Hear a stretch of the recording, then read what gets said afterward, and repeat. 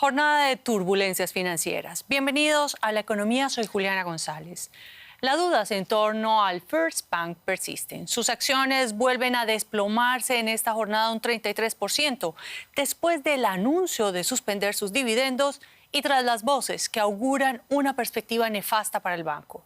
Estas pérdidas echan por la borda las ganancias obtenidas tras el anuncio de rescate por valor de $30.000 millones. Algunos de los grandes bancos estadounidenses habían lanzado un salvavidas al atribulado banco regional con sede en San Francisco para aliviar una repentina crisis de liquidez. Entre los bancos salvadores se encuentran JP Morgan Chase, Citigroup, Bank of America y Goldman Sachs. Y analizamos esta noticia con Ana Nieto desde Wall Street. Ana, un gusto saludarte. A pesar de los esfuerzos públicos y privados por estabilizar el sector financiero, la tensión sigue. ¿Qué está ocurriendo? Sí, la tensión sigue. Hoy los 11 bancos rescatadores del First Republic Bank han caído en bolsa y también han caído el First Republic Bank. Los depósitos de $30.000 millones no han conseguido calmar las ansiedades que están provocando las fracturas del sistema financiero. Ayer se supo que la Reserva Federal ha tenido que prestar a través de su ventanilla de descuento $153.000 millones para que la banca tenga liquidez. La ventanilla de descuento se utiliza en momentos de estrés, es una medida última, extrema, es un préstamo de 90 días que tiene un colateral muy alto, es una medida muy cara. También se ha sabido que la nueva facilidad, la nueva herramienta para probar liquidez, aprobada el pasado fin de semana, respondiendo al colapso de Silicon Valley Bank, ha prestado ya casi $12.000 millones en apenas 2 días, entre los días 13 y 15 de marzo. Esto significa que el estrés está siendo profundo y, por cierto, por supuesto, hay esta desconfianza entre los inversores de la banca. Bueno, Ana, y ya se nota además en el gobierno. El presidente Joe Biden ha dicho que quiere más autoridad para penalizar malas prácticas financieras. ¿Qué es exactamente lo que demanda el Congreso? Sí, el presidente quiere que el Congreso le dé la capacidad para que se pueda a los gestores de los bancos mal gestionados o los que tengan unas malas prácticas de riesgo, se le pueda cancelar las compensaciones que hayan tenido, incluso los ingresos que hayan obtenido por las ventas de las acciones, como ocurrió con el presidente del Silicon Valley Bank, que vendió 3 millones de acciones poco antes de que el banco colapsara. Esto es algo que se puede hacer con la ley Dodd-Frank del año 2010, que puso un poco de orden en la regulación de la banca tras la crisis financiera del 2008, pero sabemos que se descafeinó bastante en el año 2018 y que no afecta a los bancos con una capitalización de menos de $250.000 millones en activos.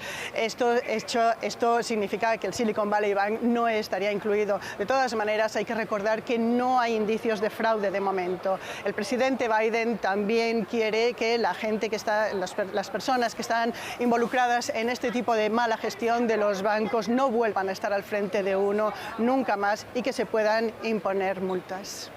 Ana, una historia que se repite. Muchas gracias por estos análisis y seguiremos atentos a estas turbulencias. Y de turbulencias se trata este viernes, donde se reunió también el Comité de Supervisión Bancaria del Banco Central Europeo para analizar el mercado financiero. La conclusión del comité es que no observa una caída de los depósitos en la zona euro y calificó de inmaterial la exposición de la banca europea ante la situación del Credit Suisse. Esta reunión para analizar las turbulencias que viven los mercados desde la caída del Silicon Valley la semana pasada se da, curiosamente, un día después del anuncio del Banco Central Europeo de aumentar las tasas de interés en medio punto porcentual para conseguir su principal objetivo de combatir la inflación históricamente alta de la eurozona y además de transmitir mensajes de calma sobre la salud de los bancos europeos. Y la OCDE mejora su previsión de crecimiento para las principales economías, pero advierte de que la inflación sigue siendo un riesgo. La Organización para la Cooperación y el Desarrollo Económico espera que durante este año la economía mundial crezca un 2,6%, un aumento de 0,4 puntos respecto a su previsión anterior. A pesar de los signos relativamente positivos, la OCDE advierte de que se trata de una recuperación frágil factores como la guerra en Ucrania y las presiones sobre los precios. La organización también insta a los bancos centrales a seguir subiendo los tipos de interés. Y ya lo decíamos, una semana de turbulencias bancarias a nivel internacional. Y para entender qué sucede en las economías regionales, hemos invitado a nuestro programa de hoy al economista Óscar Ugarteche, que nos acompaña desde Ciudad de México. Un gusto que esté con nosotros, señor Ugarteche. Cuéntenos, ¿hay peligro de contagio para el sector financiero de la región? En la región, en América Latina, no. Pero sí hay peligro de contagio dentro de Estados Unidos y con Europa y con partes de Asia, claro que sí. Lo que nosotros hemos observado en los últimos 2 días con los colegas del Observatorio Económico Latinoamericano es que el precio de las acciones de los bancos en Corea, Japón, Francia, Inglaterra, Alemania, Suiza, España,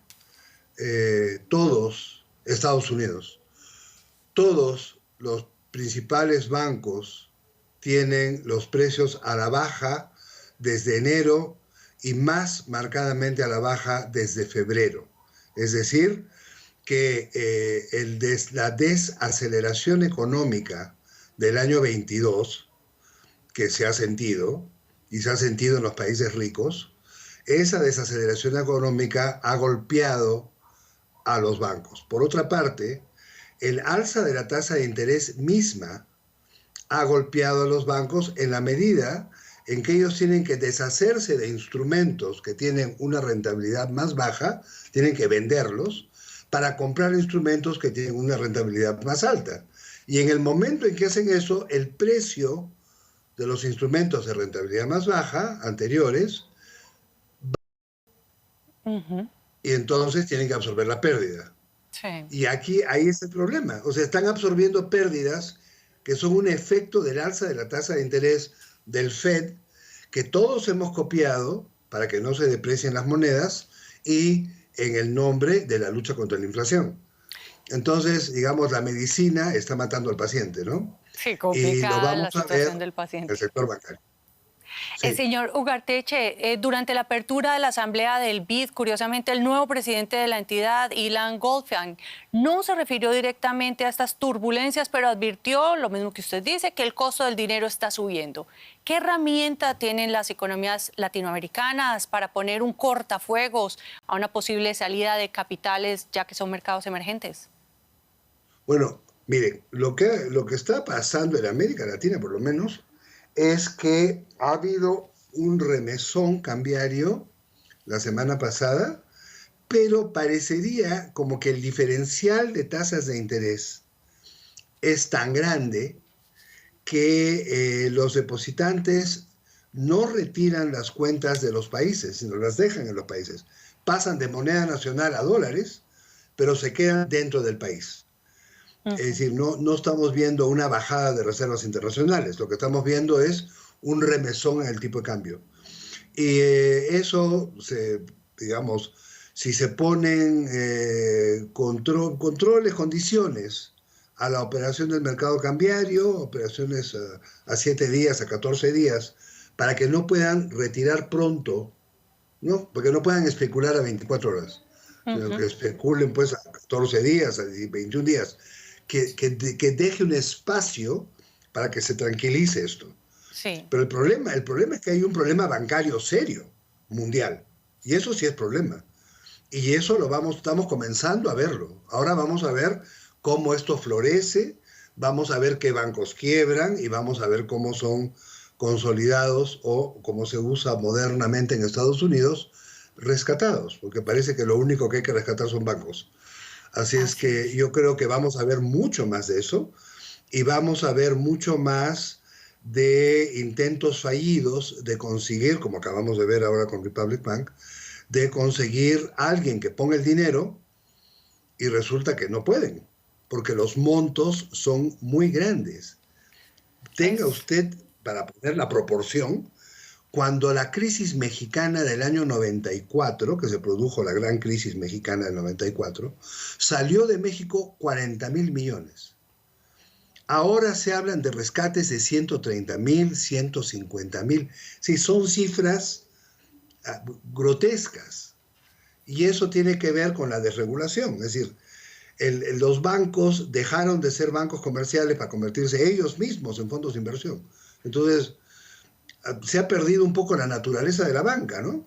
Y yo creo que hay que regresar a los viejos hábitos de que los bancos comerciales sean bancos comerciales y no sean fondos de inversión, y que las empresas tomen el dinero prestado de los bancos comerciales y no afuera del sistema bancario, porque entonces estamos reventados, porque pasa esto que estamos mirando, ¿no? Señor Ugarteche, esto sin duda es un tema muy apasionante del cual muy seguramente estaremos hablando con usted nuevamente en los próximos días. Muchas gracias por estos análisis y hasta una próxima oportunidad.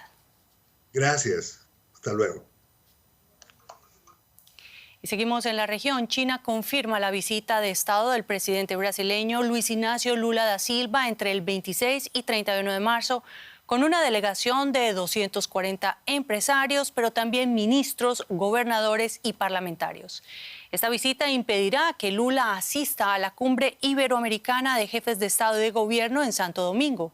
Se trata de la tercera visita de Estado a China por parte del mandatario brasileño. Las otras dos fueron durante sus dos anteriores gobiernos en 2004 y 2009. Los temas principales de la agenda son la transición energética, el medio ambiente, la paz y seguridad mundial y, cómo no, el comercio. Y es que China es el principal socio comercial de Brasil desde el 2009. Ambos países conmemoran además este año medio siglo de relaciones diplomáticas. Y hasta aquí la economía. A ustedes muchas gracias por acompañarnos y nos vemos en la siguiente emisión.